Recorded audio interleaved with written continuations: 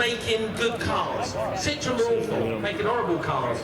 And at the time, Maserati had a terrible reputation for reliability. So what did they do? They went, I know, let's get together and let's see if we can bash our heads together and come up with something. And they came up with this straight out of the Jetsons movie, this futuristic vehicle that has one hydraulic system that powers not only the brakes, the suspension and the steering all at the same time. Works on the spheres. The same suspension system that's used in Rolls Royces of the same period. They're absolutely insane to drive. They're really weird. They've got a weird centre of gravity in the middle of them. You've got this ridiculous H-gate gearbox that you have to slide the gear lever through. It's a Maserati engine, so it sounds like a soundtrack from the 1970s. You're in these slunk back seats that are trying to hug you in all the right places, but they don't kind of get there. It's compromised, looking over the long bonnet, looking out the windows. It's kind of a weird thing to own. But I believe, and this is just me, and I'm an opinion, that's all I am, I'm an opinion.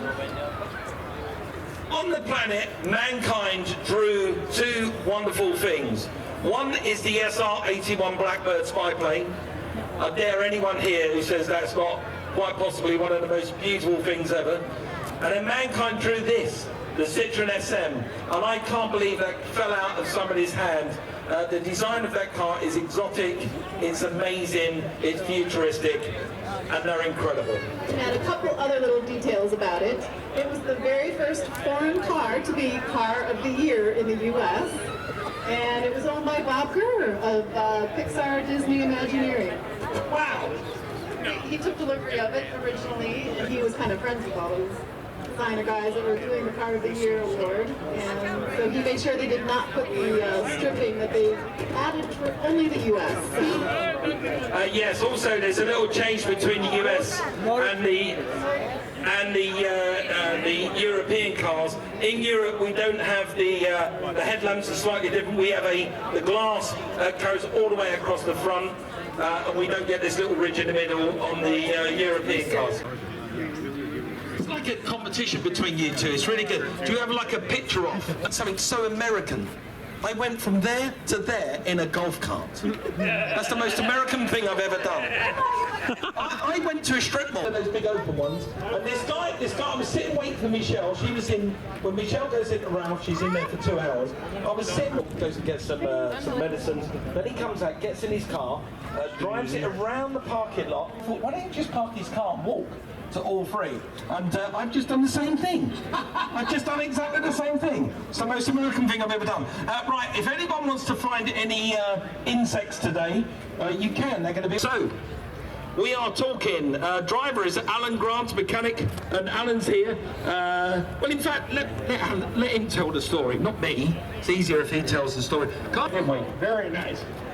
Very nice evening. We flame here. Let's find out about this styling the character, one of our favourite all-time films. Come on, Alan. American Graffiti. Who was that styled after?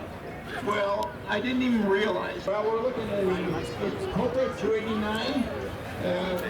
This is a car that actually I raced in 1963 and ended up winning 6 out of 7 races. And met President Earl Shelby. And so I was the driver for him. We won the World Championship in 1965. Is that not a round of applause? I mean, you just brought that, really. You just brought Well, there's a guy named George Lewis.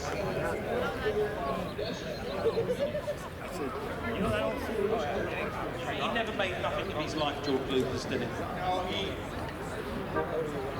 unfortunately, he crashed his car and almost killed him. He was in the hospital for 3 weeks. We thought they'd lost him.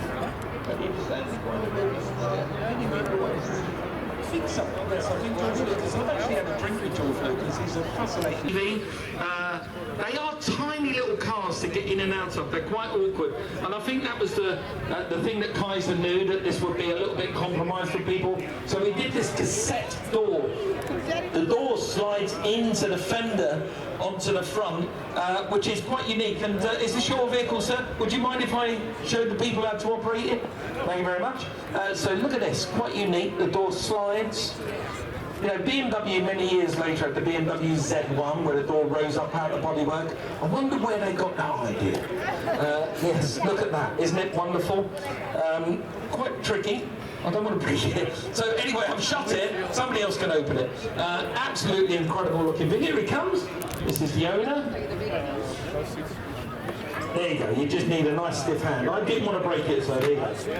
Wonderful. Look at that. Isn't it lovely? That means that you've got this elongated front fender on the vehicle, enough to house the door on the vehicle. And it also means that you... So anyway, I have been driving on the other side, racing against him. So I've been in 1963. What I want.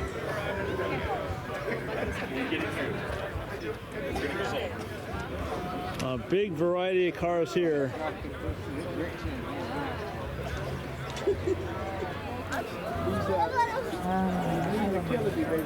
That's cool. They have a shape, and it's like.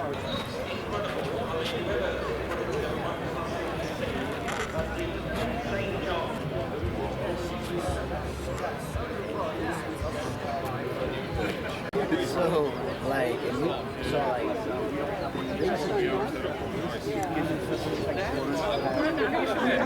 That's what's going to get my green card. Isn't that incredible? What a car. What an absolute amazing car. It's like a full circle. The cars are meant to be here. They're certainly meant to be here this weekend. Smile. Thank you. Why you always do that? I don't know, but it looks good. Look at it. That was the #1 Pro Stock car in '66. He wasn't. 1, 2, 3,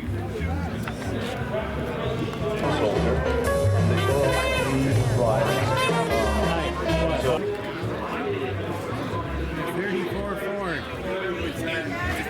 Yeah.